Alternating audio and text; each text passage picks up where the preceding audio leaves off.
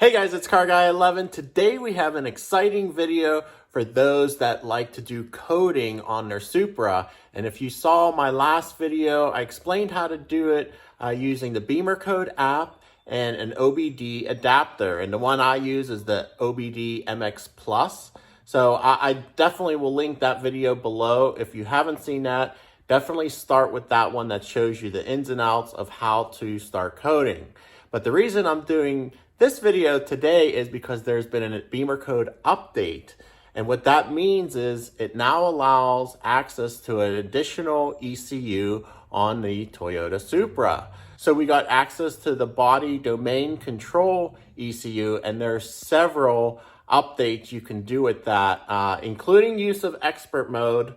So what I'm going to do is walk through the changes first on video, and then I'm going to try to walk through some of the actual programming changes. But what I've started is a spreadsheet with all the changes in expert mode, because those are really the ones that are a little bit more difficult. You have to know exactly where to go. The basic menus, I'm not doing the spreadsheet for because it's literally right on the app. So pretty easy. But anyway, let's get started. I'll show you what's new. Oh, and before starting coding, it's a good idea to have your battery maintainer hooked up to the vehicle, as you will be spending a long amount of time in the car without the vehicle running. This is all done in accessory mode, so that is a good thing to have on while you are coding. The first change I want to show you actually happens as soon as you get in. This vehicle selects the drive mode as soon as you open the door. And as you can see on the dash, yes, Sport is already selected. I didn't touch anything. You can program this to start in Sport Individual, and now you're going to get the pops as soon as you start the car. Now that's if the car is warmed up to operating temperature. Cold starts, unfortunately, never pop. So let's go ahead and start it up.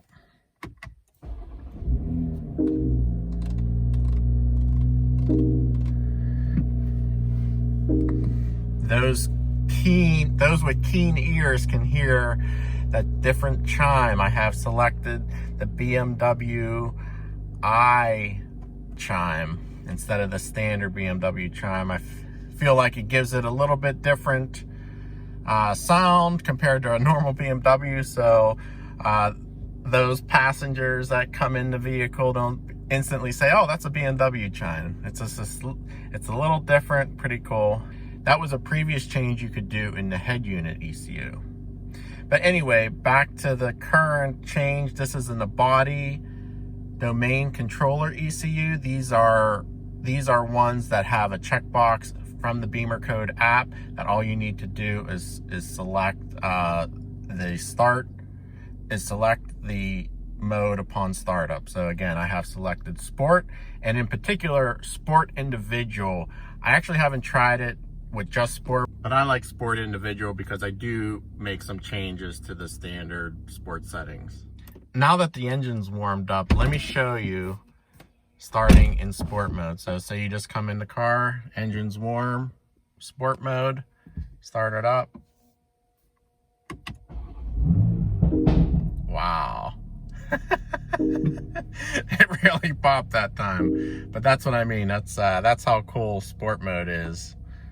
So I definitely make that change. And then you can always just toggle the Sport button, go right back into comfort mode if you want to drive in comfort. And you can hear the valve opening and closing in the rear there. Another one that is very useful is the mirror tilt when reversing. Yes, this is a standard option on the Supra, but previously it would tilt the mirror so far down that it was basically useless. So let me shift the transmission here in reverse. You can now select it, and I have selected 30%, which is just a little bit, and you could see the rear wheel, make sure you're not hitting curbs, and much more useful range. And you can adjust it to whatever you want using that BimmerCode app, again, I have selected 30%. That seems to be pretty good for me. In order for the mirrors to tilt down, you have to have the position switch in the driver's side. If you have it on passenger side, it won't go down at all, and that's previously what I had because it was so useless for it to tilt down that much. I never used it, but now I have it on the driver's side and it tilts nicely. Another one in the default is window lifter operation when a door is open. So apparently you can't operate the windows normally when the doors are open, but this change allows you with the door open. Not sure how useful that is, but I made the change. All right, so this next change is a little bit more complicated, and you are going to have to use expert mode. And in fact, you're going to have to code about 3 things for this to work. And you may not even want this. So let me just show you with a feature. Under My Vehicle, go to Vehicle Settings, Climate Functions. You're going to get a seat heating menu here. And what that's going to allow you to do, and you have both front seats, driver, front passenger. So let's go to driver. What that's going to allow you to do is get automatic activation of the seat heating. And it's really cool because you can pick the temperature where you want it to start. I have 50 degrees, but it's actually warmer than 50 degrees, so it's not going to come on. But you can actually select the level, 1, 2, or 3. So I have it on high. And what's going to happen is, it's not as soon as you start the vehicle. Let me actually, since it's not 50 degrees, I'm going to turn this up to, let's just go to 70. What's going to happen is, it's not on right now. I have to buckle my seatbelt for it to come on. So at first I was like, no, it didn't work, but that's how they do it. Let me get my seatbelt on here. There you go. So pretty cool. Again, some people may not be interested in this feature, but I think it's pretty neat. So anyway, there's a ton of other menus available. These are the ones I have found by doing tons of research on other BMW forums to see what's possible. I'm really looking to find a code to sync the climate temperatures. I made some progress. I found it in the menu up here where you can sync, but it doesn't work. It's not selectable. Anybody that's interested in this, let's try to figure this out. I haven't found a way to sync the climate on this system. The other one I would really love is remote start, and I think that's probably not possible without Toyota influence there to get some codes for that. But anyway, yeah, anything you guys can help me with, comment below. I'm gonna walk you through some of the screenshots and the spreadsheet I've created. All right, guys, let me walk you through the spreadsheet I've created for expert mode features.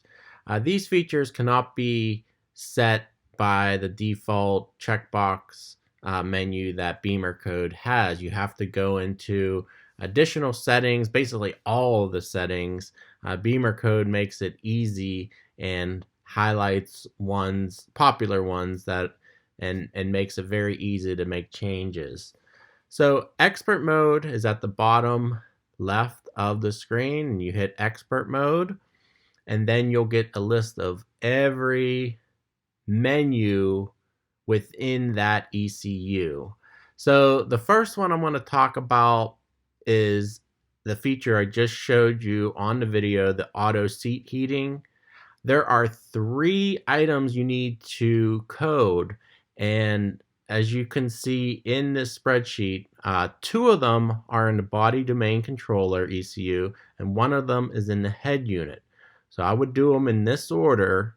You go to the body domain controller ECU, you hit expert mode, and then once you're in expert mode, you're going to see a menu with a ton of all these menus. And you know, this is mostly in German, so probably not going to understand a lot of it, but this is the one you're going to want to find. 3142, and this is the text there. After you go into that menu, there's another sub menu that you're going to have to pick, and that's this. And then the setting for that sub menu is active. Then at the top right of the screen, it says code, and you let it code. Then you're going to have to go back in body domain controller, find this one, 3450, others one, and then find this and this setting. So you're going to work with this chart from left to right. And then the final one is the head unit. That's your display screen. That's what gives you that menu that I showed in the video. You're going to find this 3000 HMI menu, find this, and then this. I know, again, this is in German, so it's not super easy to understand. One other thing, though, on this top line here, this is the brightness setting. I didn't talk about this in the video, but a lot of people complain that the display is too dim during the day. Well, this feature will give you a brightness setting day or night. Right now it comes standard with only you can adjust it at night, the iDrive screen. So this you can turn it up and it'll stay bright during the day. So hopefully that's a little easier to understand. I didn't want to keep showing you all of these screenshots for expert mode because it does get rather confusing. But if you like this video, give it a thumbs up. Please subscribe if you haven't for further updates. Stay tuned to Instagram or Facebook where I will post some updates as I get them. And of course, the Supra Forum MK5. I will be posting on there as well. So thanks for watching. Hope you enjoyed it.